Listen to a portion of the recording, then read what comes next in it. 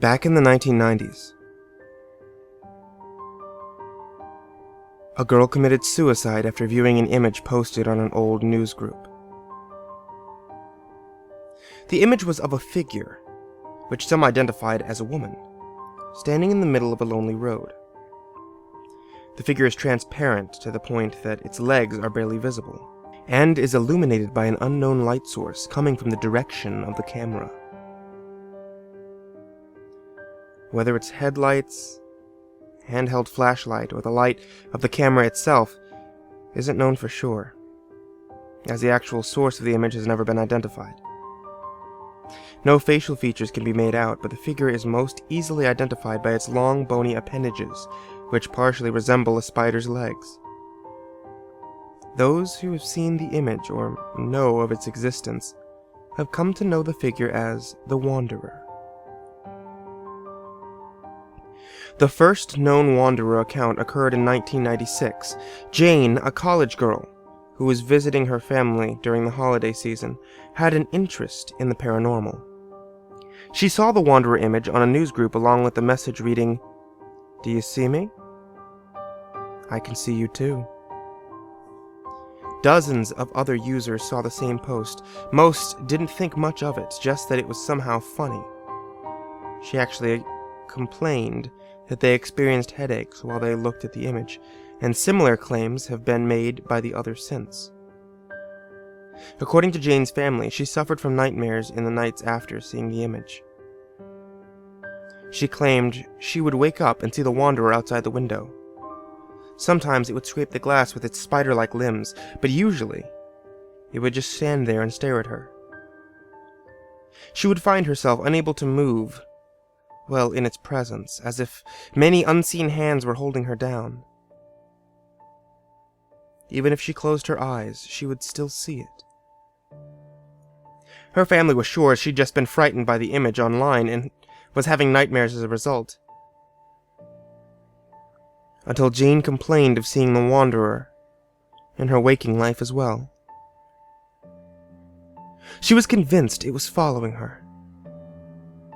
She would see it, even while she was in a room full of people or out in public, even though no one else saw anything.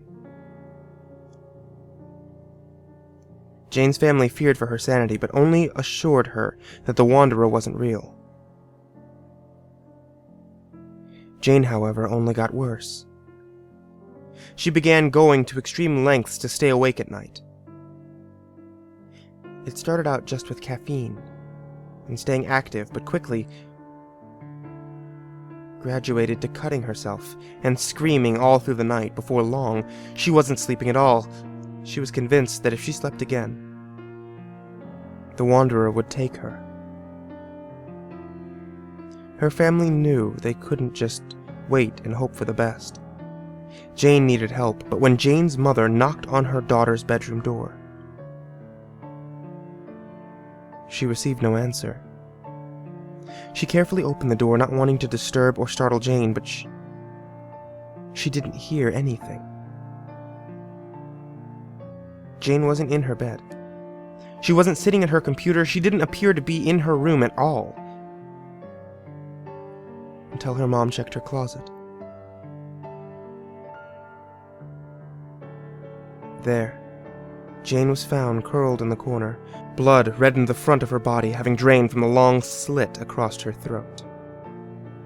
She was clutching a blood-stained note which read, "It can't have me now." Jane's case is not isolated. Through the rest of the 90s, dozens of others went missing or committed suicide after viewing the image of the Wanderer.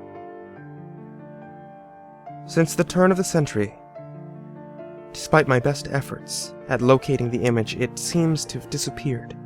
Recently, though, I posted on a news group asking if anyone heard of the Wanderer.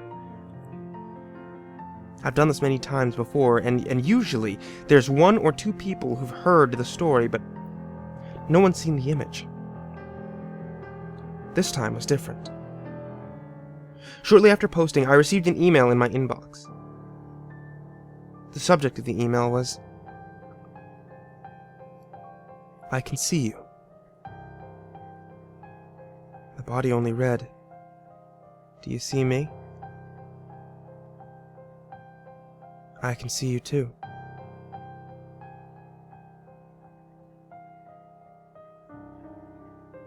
There's an image attached to the message. I can't verify whether it's the real Wanderer image or not, but